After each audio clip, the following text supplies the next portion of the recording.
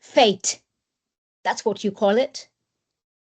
I can't do this, I can't do that. This is my fate. It's written in my genes, and this is all I can ever be. Have you ever said that to yourself? I'm here to tell you that your genes, your genetic makeup is one part of who you are, but it is not everything. So listen up. I'm Dr. Jessica. I'm a sociologist, a counselor, a mentor, and I empower people and places. In this virtual space, I'm here to talk to you to figure out how you can find out the solutions to how you can bring out the best version of yourself. And in today's lesson, through my personal experience and my academic experience and through my professional expertise in terms of encountering a number of people in various places, I'm here to tell you, yes, your genetics makes up some of you, but it is not all of you. Your fate is not predetermined. You can change your destiny and bring out the best of whom you want to be. In today's lesson, we're going to look at the role of environment in shaping who we are as people. You see, even when certain aspects of our behavior are genetically programmed, the way those genes are expressed, the way we are as people and how we express it can be profoundly influenced by the environment, the things that we deem as important. So when I say environment, I mean the external environment and also how we frame our internal mind, our brain, and our internal environment. You see, we all take in certain aspects from within us and from our environment to make us believe that this is who we are. And that largely over time shapes who we can become.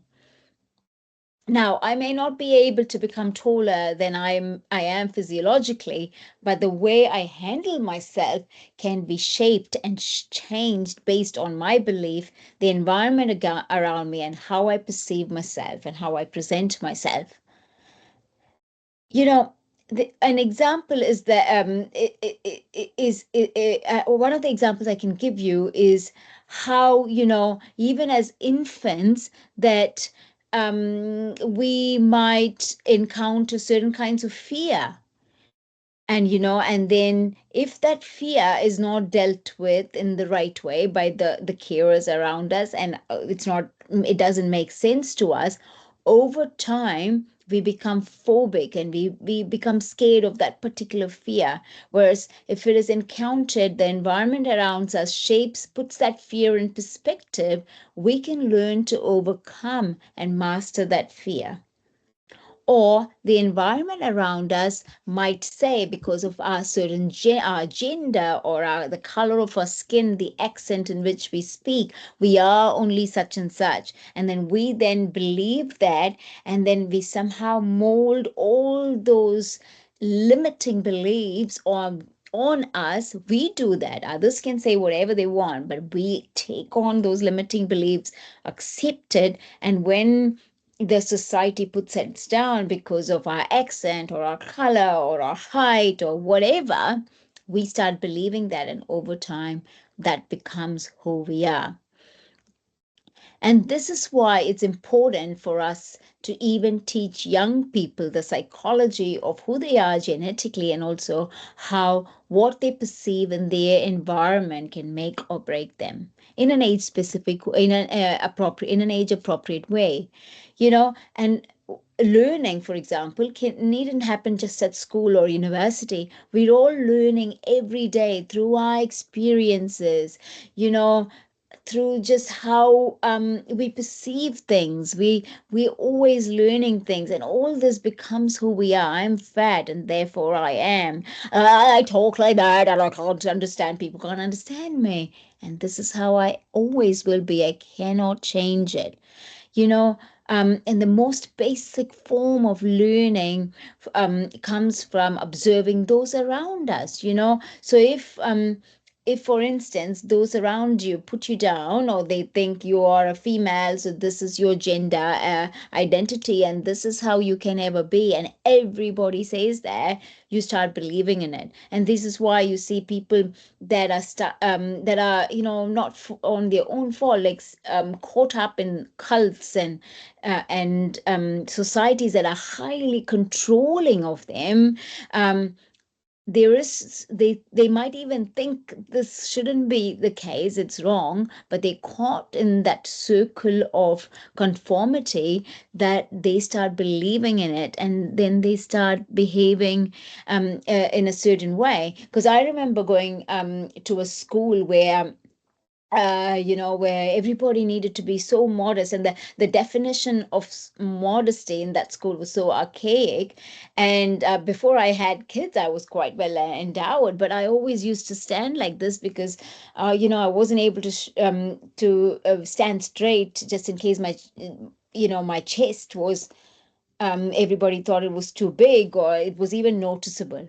So over time, I learned physiologically, while your physiology is determined by your genetics, the environment around me just made me like this. And it took me years to just become who I am and not care, someone's definition of what modesty is, and just becoming the person that I am.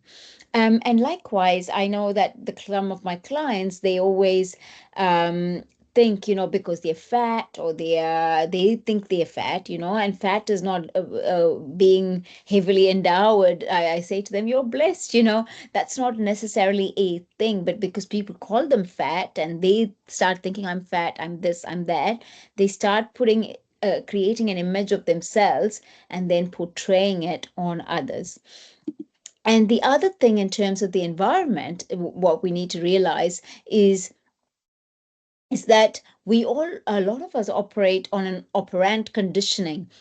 What that really means is that we are likely to repeat a behavior if that behavior um, uh, has a desirable consequence. So, so in the same example that I gave you before, so I remember at the school that I was going to, if, girls behaved, I was always a tomboy, so I never fit in with me, but, behaved like in a really modest, very girly way, you were somehow, rewarded, and that you were going to be given this or that, and have a great life.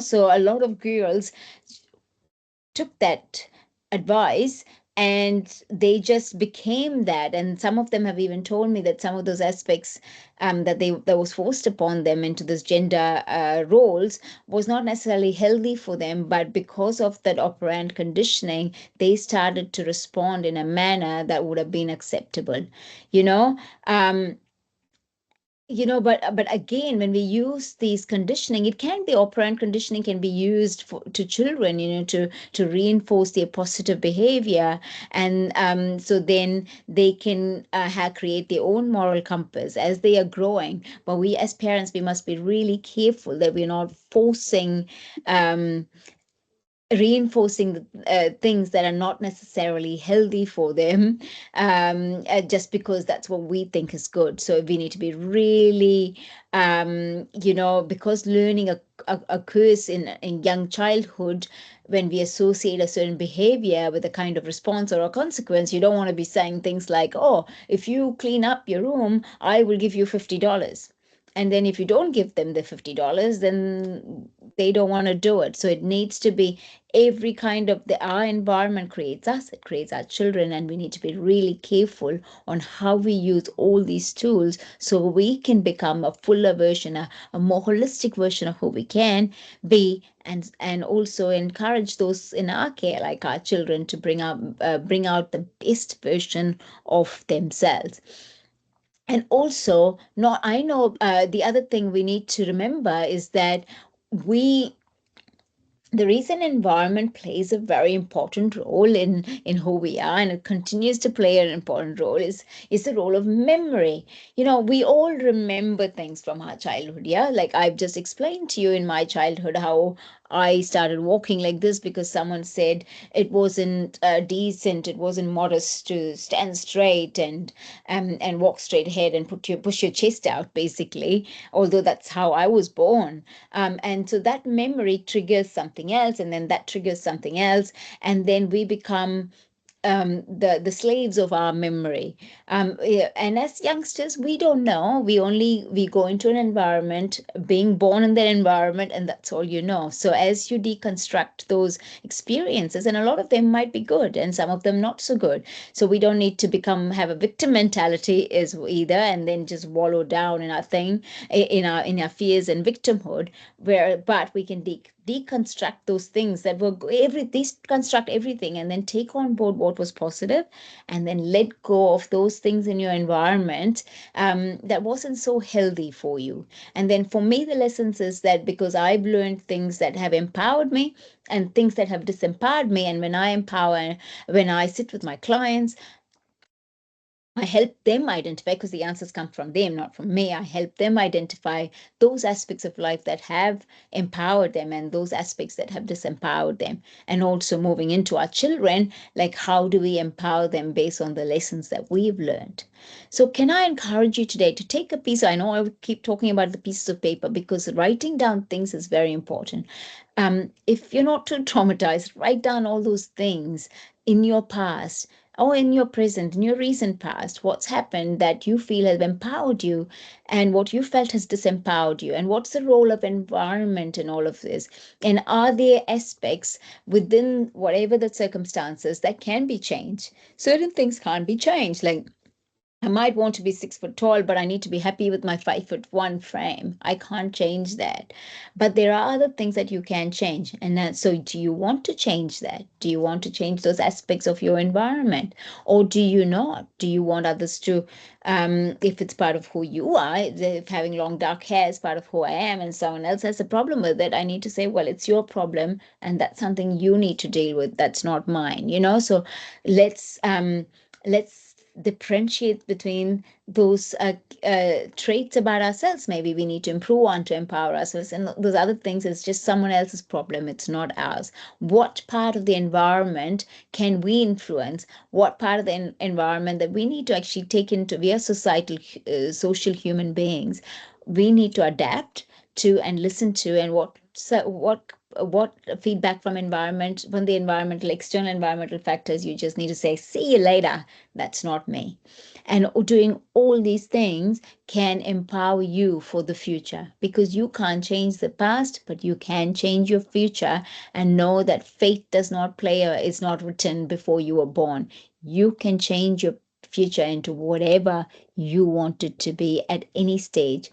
I don't want you to wait another day, because if you listen to this video in 5 years and then feel, oh, I wish I'd listened to her 5 years ago, you'd regret it. So even if any changes you make are small, make those changes that can empower your life, and know that fate is not a given. Write down, take a piece of paper. I always get my clients to take a piece of paper and write things down. I say to them, write fate and then cross it out. Fate is not written before you were born. Destiny is something you create. Destiny is something you create. Your destiny is something you create, and you can create that today. You can create that every day that you have breath. But time is running out for all of us. I encourage you today to change the environment, or take stock of the environment, those environmental factors that have influenced you, those environmental factors that are positive, those environmental factors that are not so positive, and see how this has made you you. You see, if we don't remember our past experiences, conditioning and environment will not necessarily work. But because the past stays with us, and because our mind processes all that information from the past to make sense of the present into the future, we need to understand how memory can be applied consciously to improve the things that we are learning today, and be very, very conscious about it. You see, there are lots of theories on memory and psychological concepts, but essentially there's three kinds of memory. There's the sensory or the iconic memory. There's a short-term memory and there's the long-term memory. So the sensory memory, for example, is just simply registering information by our senses before we have the chance to think about it. Short-term memory is information that we pay attention to briefly, and it's briefly stored here for a few seconds.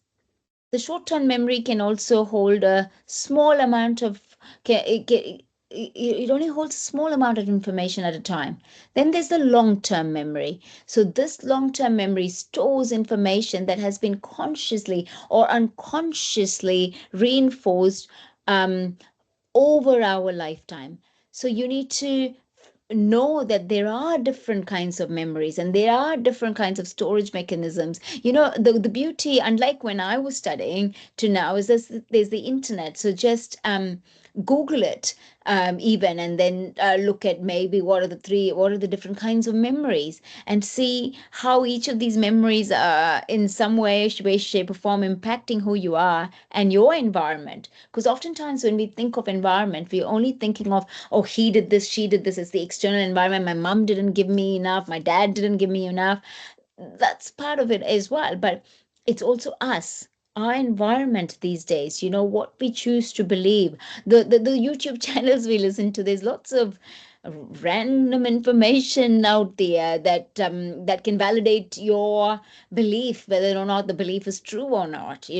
So you need to be and then that goes into your memory. So really be careful about where you get your information from, how you're storing the memory, what kind of memories that you're exposing your mind to, that what you see you cannot unsee, and your mind is storing things. So figure all those things out in your environment, so you can, with the ultimate goal, my ultimate goal, you say to yourself, is to bring out the fullness of who I can be. And I know that my fate is not written in my head before I was born. I can change it. My destiny is in my hands. I can change my environment, whether I'm living in a big mansion or in a small town, wherever I am, I can change my environment. Now, how do you do that? Can you just watch this video and then just say, boom, you're changed? Maybe the final stage of change might come in a moment, but the process of the change takes time. Change only happens to those that are consciously wanting to change. If you do not want to consciously change, you will never change. And one day you'll be gone, poof, meaningless. But you can actively change. You don't necessarily need help. I mean, it's always good to get help. And I like to go and speak to somebody else, to give an expert I trust, because I'm always counseling people and providing conflict resolution. I don't often get the chance to speak to my colleagues or expose my heart to anyone and everyone. So I'm very careful who I do that with. So find yourself, I don't know, a coach, a therapist, a counselor, or a pastor, I don't know, someone you trust, someone you genuinely trust, to say, look, I'm on this journey of change and I need somebody to keep me accountable, because I want to become the greatest version of who I can be, because the world demands it. The world has given me the breath of life. So it demands that you leave this world a better place. It's not optional. Greatness is not an option. You must do it.